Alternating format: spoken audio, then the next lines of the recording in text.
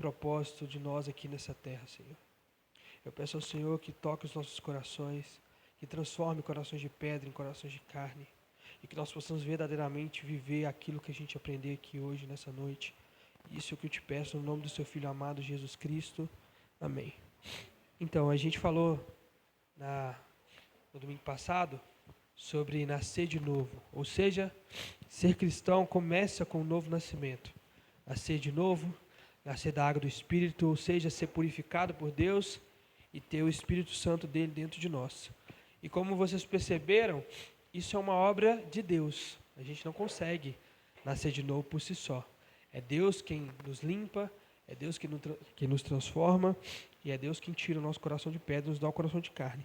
Mas e aí, o que a gente faz então, nós como seres humanos? É isso que a gente vai falar nessa segunda aula. Depois de nascer de novo, passamos a viver não mais segundo a nossa vontade, ou seja, segundo a nossa carne, mas agora vivemos segundo a vontade de Deus, que é Espírito. Como diz Jesus em João 3,6, o que é nascido de carne é carne, mas o que é nascido do Espírito é Espírito. Eu queria que vocês abrissem a Bíblia de vocês em Efésios. Efésios, capítulo 2, nós vamos ler do 1 ao 9.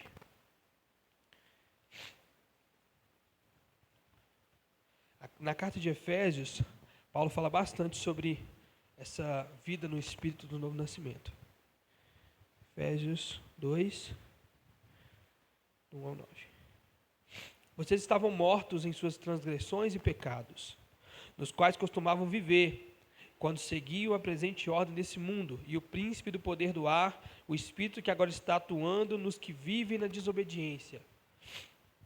Anteriormente, todos nós também vivíamos entre eles, satisfazendo as vontades da nossa carne, seguindo seus desejos e pensamentos. Como os outros, éramos por natureza merecedores da ira. Todavia, Deus, que é rico em misericórdia, pelo grande amor que nos amou, deu-nos vida com Cristo, quando ainda estávamos mortos em transgressões. Pela graça, vocês são salvos. Deus nos ressuscitou com Cristo, e com Ele nos fez assentar nas regiões celestiais em Cristo Jesus, para mostrar na era que há de vir a incomparável riqueza da sua graça, demonstrada em sua bondade para conosco em Jesus Cristo. Pois vocês são salvos pela graça, por meio da fé, e isso não vem de vocês, é dom de Deus, não por obras, para que ninguém se glorie. Ou seja, antes nós estávamos mortos, e Cristo nos deu vida. É o chamado novo nascimento. Agora, experimentamos pela primeira vez a vida abundante que Jesus também prometeu. João 10,10, sabe? Eis que se vos dou vida e vida em abundância. Uma passagem que é sempre usada para se falar de ganhos materiais, tem seu verdadeiro sentido na salvação. Agora, salvos da nossa carne, temos vida plena. É isso que significa vida em abundância, tá? Não se confunde, não. As pessoas acham assim, eu não estou vivendo uma vida abundante em Deus. Vida abundante em Deus é salvação, não tem mais outra coisa, não. As pessoas costumam tentar colocar coisas a mais e falar, não, você é crente, você converteu ao Evangelho, mas você tem que viver abundantemente no Senhor. Não faz sentido. Não faz sentido. E agora nós vamos para Gálatas 5, para falar dessas obras do Espírito, né? Nós não somos salvos pelas obras, para que nenhum de nós nos gloriemos, mas as obras são extremamente importantes. Como diz Tiago, a fé sem obras é morta. Então vamos lá, Gálatas 5, a partir do versículo 13. Diz assim, ó: Irmãos, vocês foram chamados para a liberdade, mas não usem a liberdade para dar ocasião à vontade da carne. Ao contrário, sirvam uns aos outros mediante o amor. Toda a lei se resume num só mandamento: ame o seu próximo como a si mesmo. Mas se vocês se mordem e se devoram uns aos outros, cuidado para não se destruírem mutuamente. Por isso vos digo, vivam pelo Espírito, e de modo nenhum satisfarão os desejos da carne. Isso é uma promessa, tá? Vivam pelo Espírito, e de modo nenhum vocês vão satisfazer o desejo da carne. Pois a carne deseja o que é contrário ao Espírito, o Espírito o que é contrário à carne. Eles estão em conflito um com o outro, de modo que vocês não fazem o que desejam. Mas se vocês são guiados pelo Espírito, não estão debaixo da lei. Ora, as obras da carne são manifestas: imoralidade sexual, impureza, libertinagem, idolatria, feitiçaria, ódio, discórdia, ciúmes, ira, egoísmo, dissensões, facções, inveja, embriaguez, orgias e coisas semelhantes. Eu os advirto, como antes já os adverti, aqueles que praticam essas coisas não herdarão o reino dos céus. Guarda bem essas palavras. Aqueles que praticam essas coisas não herdarão o reino dos céus. Mas o fruto do Espírito é amor, alegria, paz, paciência, amabilidade, bondade, fidelidade, mansidão e domínio próprio. Contra essas coisas não há lei. Os que pertencem a Cristo Jesus crucificaram a carne com as suas paixões e os seus desejos. Se vivemos pelo Espírito, andemos também pelo Espírito. Não sejamos presunçosos, provocando uns aos outros e tendo inveja uns dos outros. Irmãos, se alguém... Opa, aí eu já fui para cima, né? Gente, empolguei, mas finaliza assim, ó. Não sejamos presunçosos, provocando uns aos outros e tendo inveja dos outros. Opa, é Jesus querendo não ler Bíblia, senhor. E aqui nós temos as obras da carne e o fruto do Espírito, que são as manifestações visíveis da natureza pela qual vivemos. Isso tem que ficar bem gravado na sua mente. Aqui, quando está falando de obras da carne e o fruto do Espírito, são manifestações daquilo que nós somos. Por isso que ela fala assim, as obras são manifestas. Ou seja, se você vive da carne, é manifesto as obras da carne. Se você vive do Espírito, é manifesto o fruto do Espírito.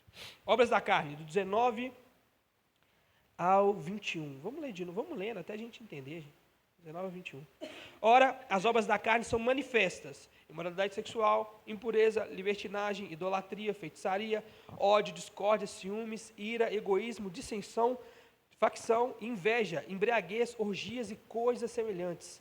Eu os advirto, como já os adverti, aqueles que praticam essas coisas não herdarão o reino dos céus. Alguém pode dizer que nunca viveu nenhuma dessas coisas citadas. Isso só demonstraria o quão morta essa pessoa está, a ponto de não perceber nenhum desses pecados em sua vida. O que acontece? Às vezes as pessoas pegam a Bíblia, elas precisam de um versículo específico para largar aquele pecado. Não existe versículo nenhum sobre cigarro, então nós vamos continuar fumando. Não existe versículo nenhum contra a pornografia, então a gente vai continuar praticando. E as pessoas precisam disso. As obras da carne são manifestas, são só essas? Não. O finalzinho já escreve coisas semelhantes. Nós já temos um vislumbre aí. Eu queria que vocês prestassem atenção nessa passagem de 1 Samuel. Achei muito interessante. 1 Samuel 15, 22 e 23 fala assim, ó. Samuel, porém, respondeu: acaso tem o Senhor tanto prazer em holocaustos e em sacrifícios, quanto em que se obedeça a sua palavra? Nesse contexto aqui, Saul estava esperando Samuel para sacrificar. Samuel demorou um pouquinho, Saul foi lá e sacrificou no lugar. Não era para ele fazer isso, né? A obediência é melhor do que sacrifício, e a submissão é melhor do que gordura de carneiros. Olha o 23. Pois a rebeldia é como o pecado da feitiçaria, a arrogância como o mal da idolatria. Assim como você rejeitou a palavra do Senhor, ele rejeitou você. Aqui, Samuel está falando que rebeldia é igual a feitiçaria. Como assim? Então todo mundo que é rebelde é feiticeiro? Não, é um pecado idêntico. As pessoas acham que elas fazem uma coisa e porque elas fazem aquilo e não está descrito, está tudo bem. Mas aqui, rebeldia, que seria um pecado menor, está sendo comparado com feitiçaria, uma das coisas que Deus odeia, é hedionda aos olhos de Deus. Como já dito em aulas anteriores, nosso ego é o principal responsável pelos nossos pecados, pois buscamos, ao pecar, satisfazer nossas vontades, o que demonstra nossa idolatria. É importante notar também que no final do versículo 21 está em conformidade com o versículo de João 3 que a gente leu na aula passada. Olha que doideira. Em João 3,5 está escrito assim: respondeu Jesus, digo-lhes a verdade, ninguém pode entrar no reino de Deus se não nascer da água do Espírito. E aqui no texto de Gálatas está escrito: eu os advirto, como antes já os adverti, que os que praticam essas coisas não herdarão o reino dos céus. Ou seja, quem não nasceu de novo, vive nas obras da carne e não vai herdar o reino dos céus. Está tudo em conformidade. E aí tá, ótimo, a gente já entendeu sobre as obras da carne. A gente já entendeu que é satisfazer os desejos da carne, a gente já compreendeu que tudo aquilo, mesmo que não está descrito aqui, que é mal e que é semelhante às coisas descritas, são o pecado da carne, mas o que significa andar no Espírito? Porque é disso que interessa para a gente, né? A gente não quer viver na carne mais. Então vamos continuar lá no texto de Gálatas. Estou voltando aqui.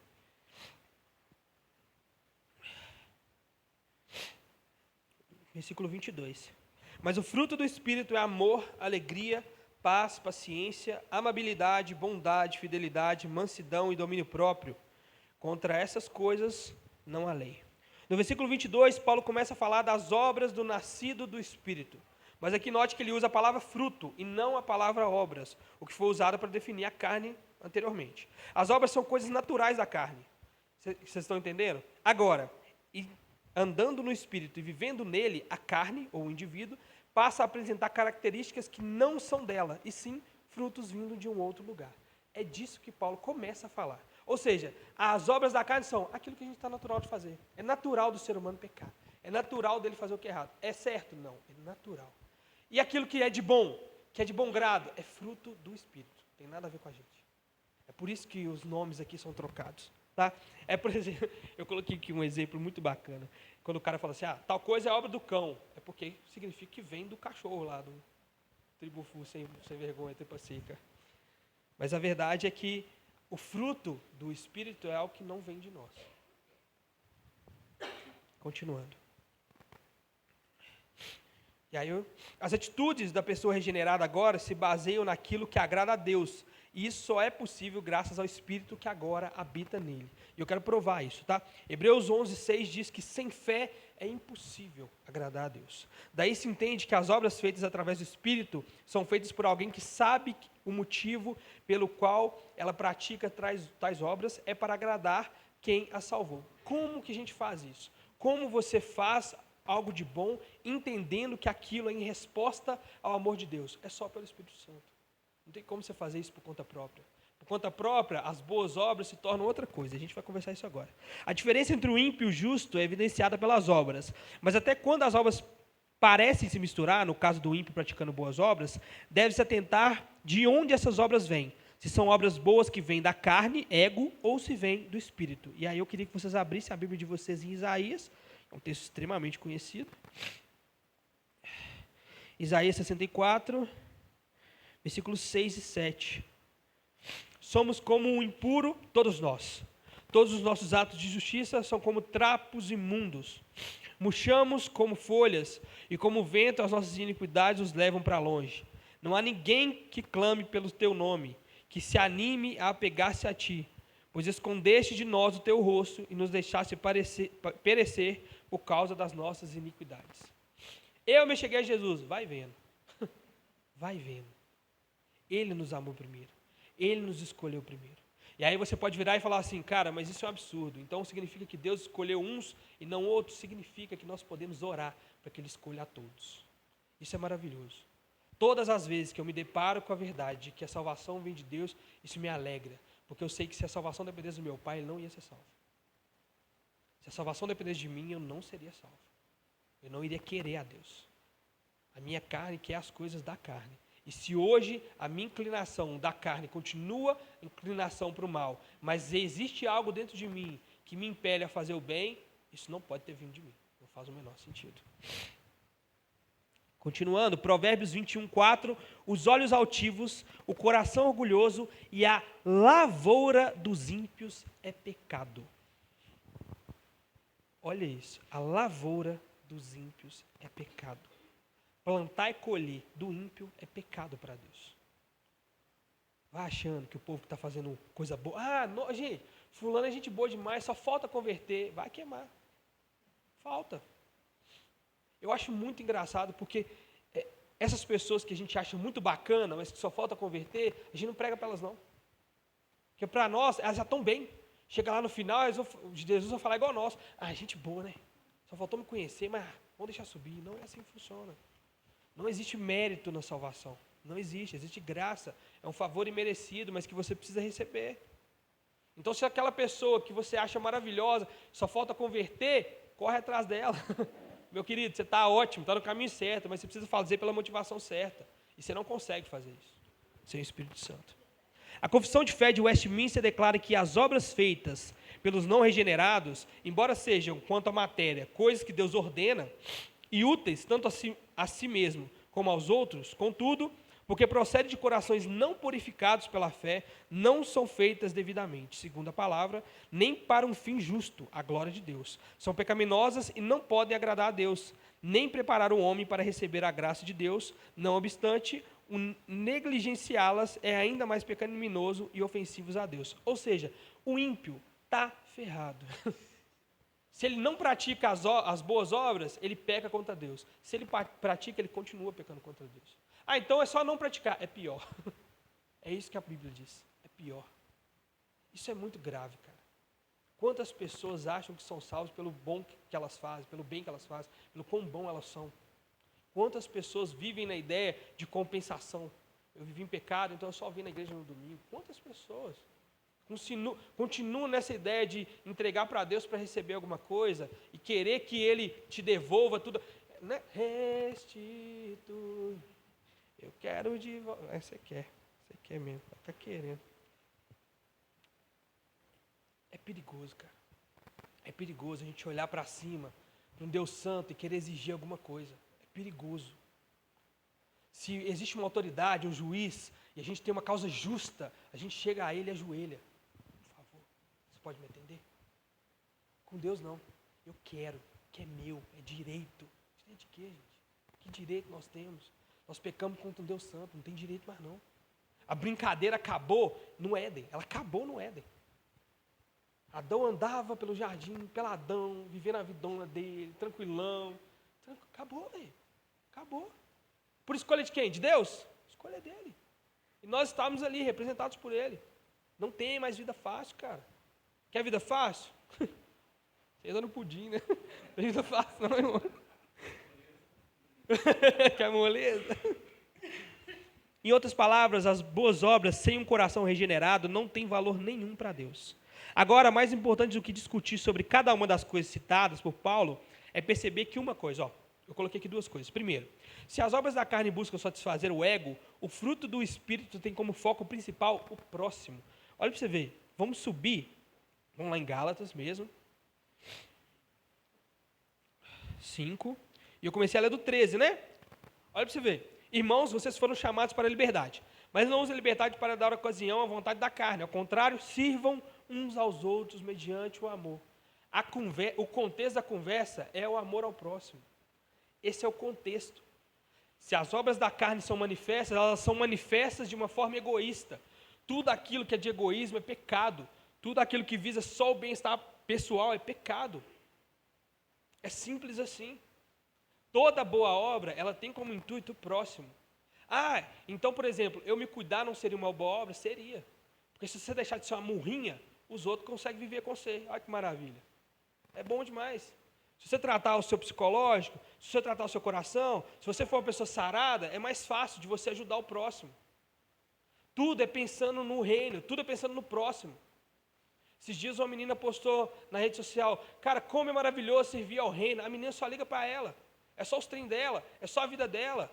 Você vai ajudar aqui, você ajuda aqui querendo alguma coisa lá. Cara, isso não é viver a obra de Cristo. Viver a obra de Cristo é viver para o próximo. Eu tenho algumas coisas que são de mim, sabe? Eu acredito, por exemplo, que o momento de dízimo e oferta não devia nem existir. É necessário para nós, mas não devia. Cara, essa obra aqui está funcionando, eu quero que ela continue. Bora. Que isso. Mas não, tem gente que tem que pegar no tranco ainda. Gente, Moisés mandou falar que não sei o quê, que não sei o quê. Pra quê, cara? Eu achei muito engraçado. O pastor Elvis contou esses dias a história que o Filipinho ganhou um dinheiro, ganhou R$10, e aí falou assim, pai, eu quero dar o dízimo. Quanto que é? Aí o pastor Elvis falou assim, 10 centavos, ele falou assim, só? O cara recebeu R$10, cara. É pouco.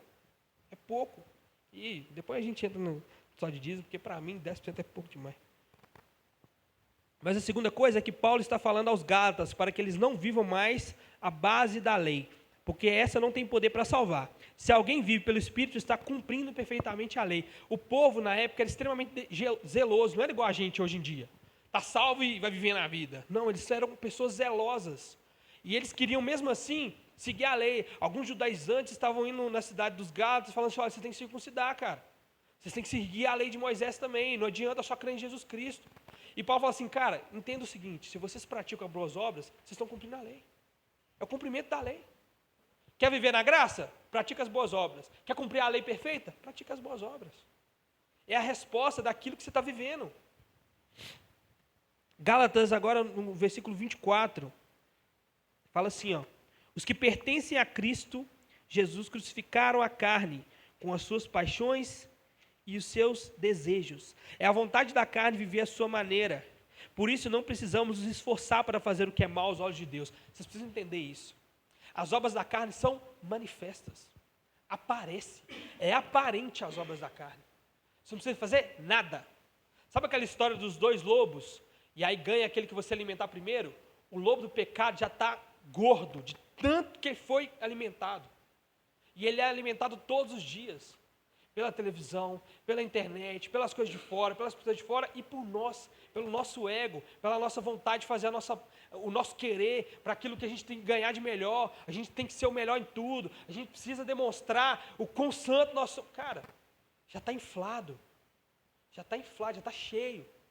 A gente leu um livro há pouco tempo atrás no Clube do Livro, o Ego Transformado, é um ego morto, é um ego que não existe. Isso para quem não é cristão é impossível, mas para quem é cristão é possível sim, é viver pelo Espírito, é simples, é substituir um pelo outro, não é você ter dois lobos e falar assim, hoje o lobo do pecado venceu, não, fala lobo do pecado, não interessa o que você quer, não importa, você já está cheio demais. Vocês querem ver a prova disso na igreja? É amar ao próximo como a ti mesmo. Isso é tão mal interpretado, cara. Então eu preciso me amar, e aí eu amo o próximo, porque eu não amo a mim mesmo. Então, como que eu vou amar o próximo se você não ama a mim mesmo? Aí o coach David Leonardo acabou de escrever isso. É mentira, cara. É mentira. A gente já se ama demais, a gente se dá comida, a gente se dá roupa, a gente quer estar bem vestido, a gente quer estar bem arrumado, a gente se ama muito. A Bíblia está falando assim como você cuida de você, cuida do próximo. Assim como você se importa com você, se importa com o próximo. A gente acha também que cuidar do próximo é um privilégio que poucos têm. Eu sou uma pessoa que ajuda demais. Eu sou uma pessoa que me importa demais. Isso demonstra o tamanho do seu ego. E isso, perceber o seu ego grande é algo maravilhoso. Porque só você pode domesticar esse ego. Só você. Só você consegue reconhecer uma fala sua sendo extremamente horrível. Quantas vezes eu já falei uma coisa na brincadeira, eu cheguei em casa e falei assim, que porcaria que eu falei, velho. Que porcaria. Eu tinha deixado de ser mesmo porqueira perto dos outros. Pelo menos ser civilizado. Porque para as pessoas é normal, mas para mim não pode ser. Realmente não pode ser. A gente acha que tomar conta do falar é só não falar palavrão, é só não fofocar. Cara, é muito mais do que isso. Existem momentos que você tem que ficar calado mesmo. E existem momentos que vocês não podem se calar.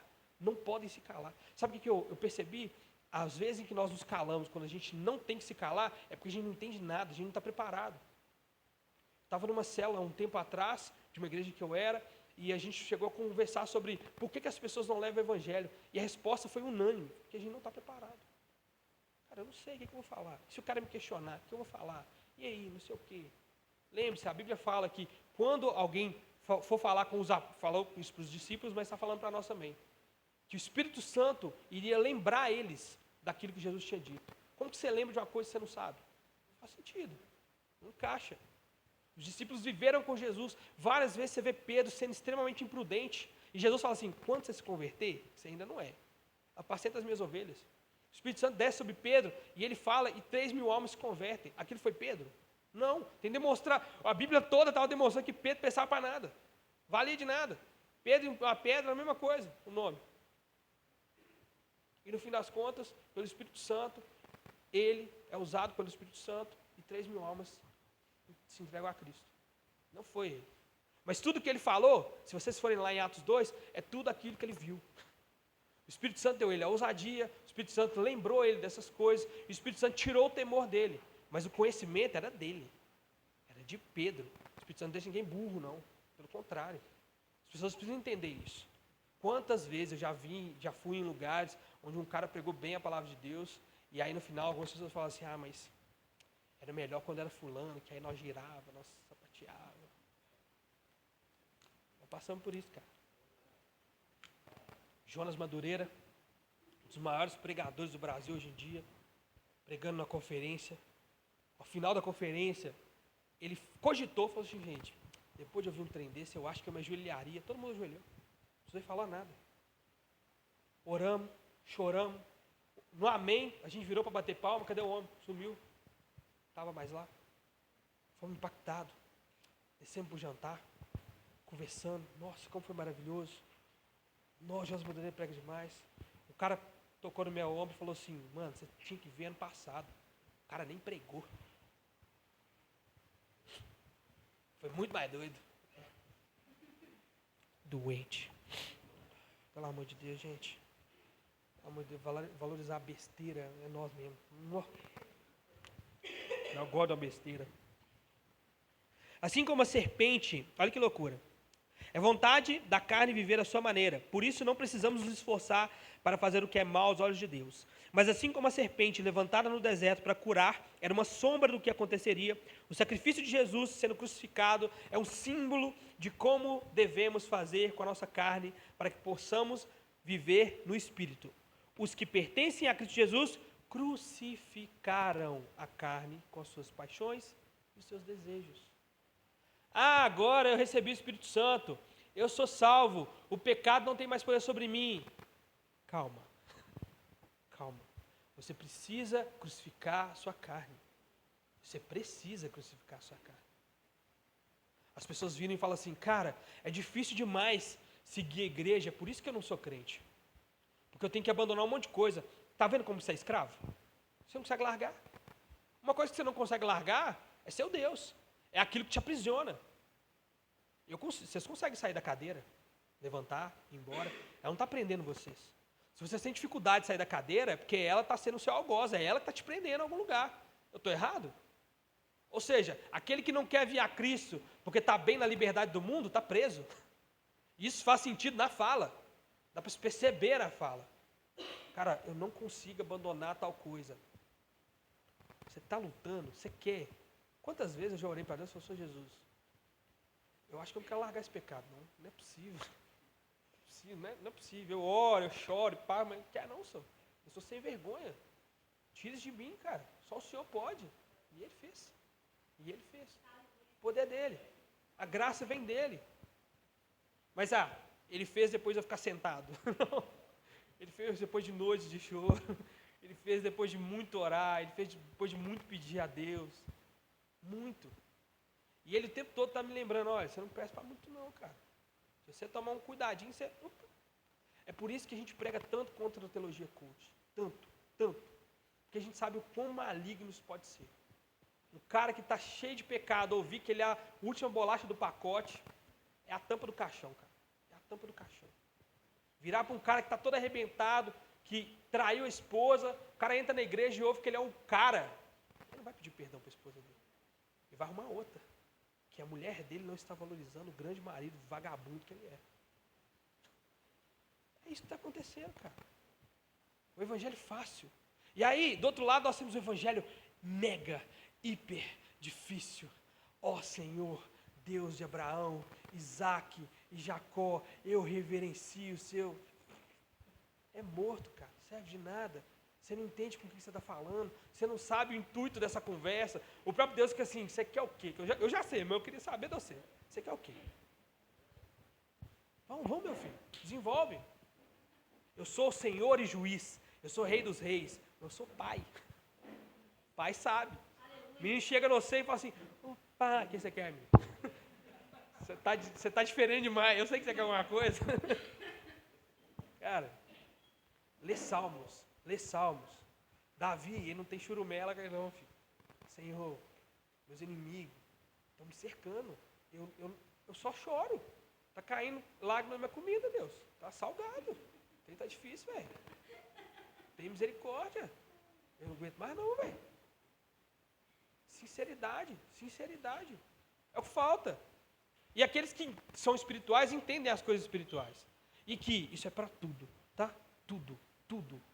Quantas vezes eu já não vi pessoas no final de um culto não entendendo o que acabou de acontecer? Porque não aconteceu nada para elas. Não aconteceu nada. O culto foi ok. Você não entendeu nada. Não existe culto ok. Não existe. Se o culto não foi bom, o problema está em quem está ouvindo. Isso é bem real. Quantas vezes, a gente foi na Bahia, igreja de oportunidade, 30, 40 pessoas, pá, toda hora alguém, parece um show de talento, trem esquisito. A Doninha foi, meu filho, cantou a música, não tinha um que não chorasse. A Beca, irmão. Não tinha um que não chorasse. Não tinha um. Por quê? Porque ela demonstrou alto, cara. É uma mulher de fé. É uma mulher que resistiu. A fé dela resiste ao tempo. É coisa maravilhosa. É muito bacana você ver uma coisa dessa. E as pessoas têm. A gente tem um defeito terrível, que é o defeito de olhar demais para o futuro. Fulano toca e canta, e você fala assim, nossa, quem dera eu pudesse ter uma voz que. Cara, usa o que você tem. Você não cumprimenta um Uber. Dificuldade, complicado, pessoa difícil, quando está mal, todo mundo à volta tem que estar mal. Quantas vezes eu já não fui assim, gente? Não estou julgando ninguém não, eu já fui assim.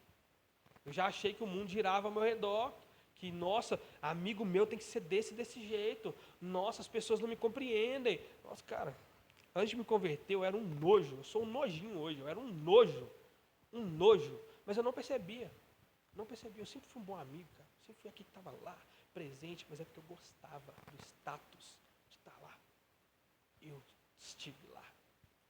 Quando eu me converti, Jesus virou para mim e falou assim, só teve um que foi injusto, sem pecado, por madeira e calado.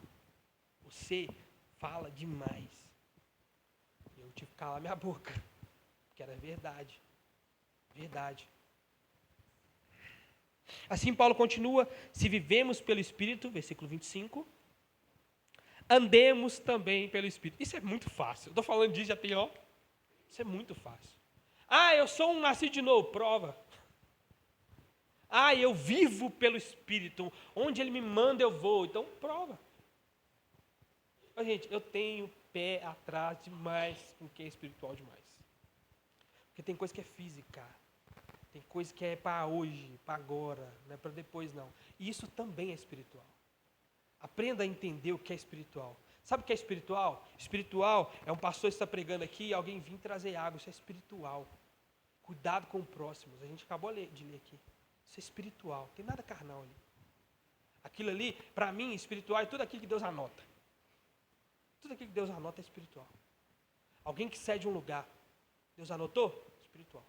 Como que eu sei disso? Eu não sei disso. Eu realmente não consigo saber, a gente não consegue saber. Porque alguém pode estar vindo aqui trazer água só para se mostrar. Quem está anotando? Deus está anotando. Então, tudo aquilo, o que é tudo aquilo que é espiritual? Tudo aquilo que está sendo anotado por Deus. Como que eu sei disso? Cada um examine a si mesmo. Chega em casa e fala assim, Jesus, você me perdoa que eu queria aparecer. Você me perdoa. Eu queria mostrar que eu era o cara, sei lá, quis ganhar ponto. Não vou fazer mais não, tá? E eu vou fazer a mesma obra, mas agora com o coração espiritual, entendendo que aquilo ali é espiritual. A gente precisa compreender essas coisas. Parar de achar que espiritual é só aquilo que acontece quando você fecha o seu olho. Não é. As ações são espirituais. Uma conversa com um mendigo na rua, um bom dia que você nunca deu para o seu vizinho, são ações espirituais. É a reação de alguém que nasceu de novo, da água e do Espírito. É simples. Estou explicando isso desde a aula passada. Isso enfatiza a importância de se viver de acordo com aquilo que professamos. Paulo resume perfeitamente a vida no Espírito em Gálatas 2. Eu estou finalizando, tá? 2:20. Fui crucificado com Cristo. Assim já não sou eu quem vive, mas Cristo vive em mim. A vida que agora vivo no corpo, vivo-a pela fé no Filho de Deus, que me amou e se entregou por mim. E eu já passei muito mal por causa dessa passagem, mas muito. E quando não sei se vocês já chegaram a ouvir sobre isso, mas quando você se converte, as pessoas chamam de fase da jaula. O que é a fase da jaula? É a fase que você devia ser enjaulado. Isso é chato. Chato. Tudo que você aprende, você quer mostrar para todo mundo que todo mundo está errado, eu sei que está certo, eu sei que entende. Até você perceber que até, mesmo com a verdade, você tem que calar e esperar um pouquinho, é difícil. E aí, essa passagem me pegava muito. Eu fui crucificado com Cristo, não vivo mais eu, e agora a vida que eu vivo pela fé no Filho. E um dia eu acordei, uma terça-feira de ir para a aula, passa mal, eu falei, mãe, eu não vou para a escola, eu não vou trabalhar, eu preciso pregar o evangelho, eu preciso ir para algum lugar, velho, não é possível. Aí liguei para o meu pastor Paulo, pastorzão, Vou morrer se eu ficar aqui, pastorzão. Não dá não, meu filho. Não dá, eu preciso viver. Olha o que Paulo fez. E aí eu tenho uma mãe na fé, né, Dona Conceição. E aí minha mãe falou assim, olha, você pode ir, mas primeiro a gente vai lá na Dona Conceição. Eu, tá, vamos lá, porque eu já estou decidido, cara. Não, fui crucificado com Cristo, agora vivo não mais eu. Aí vai ver. Cheguei lá, Dona Conceição, passa. Aquela injeção de linguiça, e ela falou, senta aí.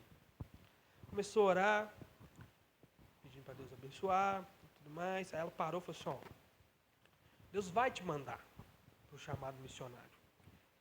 E minha mãe tinha falado nada com ela. Mas agora você quer fugir. Porque você não está pronto. Se você não está pronto, você vai e você volta. Do mesmo jeito que você foi. Você precisa se preparar. Depois de se preparar, aí Deus te envia. Aí eu entendi. E aí como que eu me preparo? Estudando? Também. Me preocupando com as coisas do reino, com a igreja? Também. Mas eu me preparo fazendo as obras do Espírito. É simples. Quer ser mandado para a África? Ótimo. Começa a dar bom dia para o seu vizinho primeiro. Começa assim. Vamos começar assim? Eu quero que a minha família se entregue a Jesus. Para de chegar na casa desse com cara de bosta. Já é um começo. Já é um começo. É simples, gente. A África, tem gente demais na África, gente. Mas tem gente demais na África, você não tem noção, não. Tem gente até de outras religiões na África. Daqui uns anos você vai ver o líder da África falando assim, gente, não precisa mais não. Eu já é crente já, nós estávamos fingindo com vocês. Porque é tanta gente que quer ir para a África, que quer ganhar. Cara, você é doido. Nas nossas viagens missionárias, nós fomos em cidade de Minas Gerais, que os caras não sabiam que era Jesus. E trabalhavam dentro da igreja. Eu estou mentindo? Minas Gerais, aqui do lado. Como que Deus vai enviar, cara? Como? Ele vai enviar se a gente não quer saber de nada? Não, mas meu negócio é teologia. Ótimo, maravilhoso, eu acho isso perfeito. Estamos aqui para conversar sobre isso. Mas, se isso não vier acompanhado de boas obras, não vale de nada. Não vale de nada. Ou seja, a obra que Cristo completou na cruz foi eficaz na vida de Paulo, ao ponto de que agora, em resposta a ela, com o auxílio do Espírito Santo, que o convence do pecado, justiça e juízo, ele vive em resposta a esse amor. Isso é viver pelo Espírito. Ser cristão é nascer de novo, e ser cristão é fruto, dar fruto. É simples assim.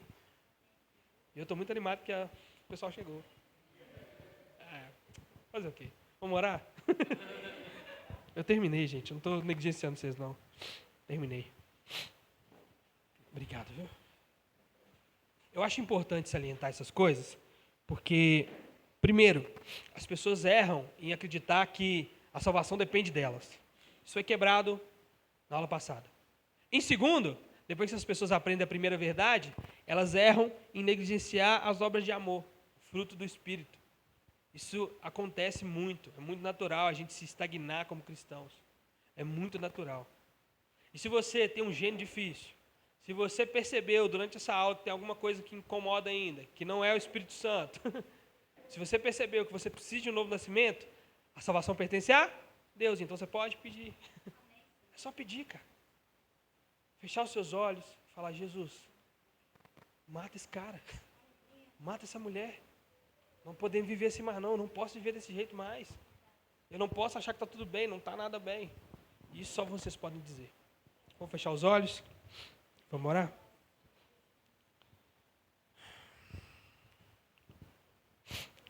Deus, eu quero te agradecer, Pai. Muito obrigado pela oportunidade de aprender sobre o Senhor. Muito obrigado pela oportunidade de crer no Senhor de verdade. Muito obrigado pela oportunidade de nos afiar com o ferro da sua palavra, Deus. Que nós possamos perceber a nossa falha, os nossos erros, nos arrepender de coração e alma, porque nós precisamos da salvação do Senhor primeiro. E depois de salvos, Deus, nós precisamos viver de acordo com aquilo que a gente acredita. Se eu estou aqui na frente, Deus, pregando a sua palavra, é porque eu acredito que ela é eficaz. Eu acredito que ela pode mudar a vida das pessoas que estão me ouvindo. Eu acredito que ela pode mudar a minha vida, Deus. Eu acredito que o Senhor pode fazer de mim não só um cara melhor, mas um cara novo. Um cara transformado pelo Espírito Santo. Um cara irreconhecível para mim mesmo. Tira de mim todo resquício de carne, Deus. Coloque em mim o seu Espírito Santo. Me molda. Muda a forma com que eu vejo o mundo, Deus. Muda a forma com que eu vejo as pessoas à minha volta. Muda a forma com que eu ajo diante da igreja, diante da minha família, Deus. Eu preciso ser transformado. Eu preciso ser mudado, Deus. Nós precisamos. Que nada que foi falado aqui seja negligenciado pelas nossas mentes e pelo nosso coração, Deus. Que nós possamos compreender o Senhor de verdade. Que não seja só uma utopia de achar muito bonito o que está acontecendo, ou as coisas que Paulo estava falando, é real. O Evangelho é real e ele muda de forma real, Deus. Coloque isso no nosso coração. Que nós possamos compreender o seu Evangelho, que nós possamos compreender o que vai acontecer daqui a pouco, que nós possamos compreender a palavra pregada, que nós possamos compreender o seu Espírito pairando diante dos louvores, Deus, que nós possamos louvar junto com a igreja em comunhão, como um só corpo. Esse é o nosso objetivo nessa noite. E se não for, transforma o nosso coração de pedra em um coração de carne. Em nome do seu Filho amado Jesus Cristo eu oro. Amém.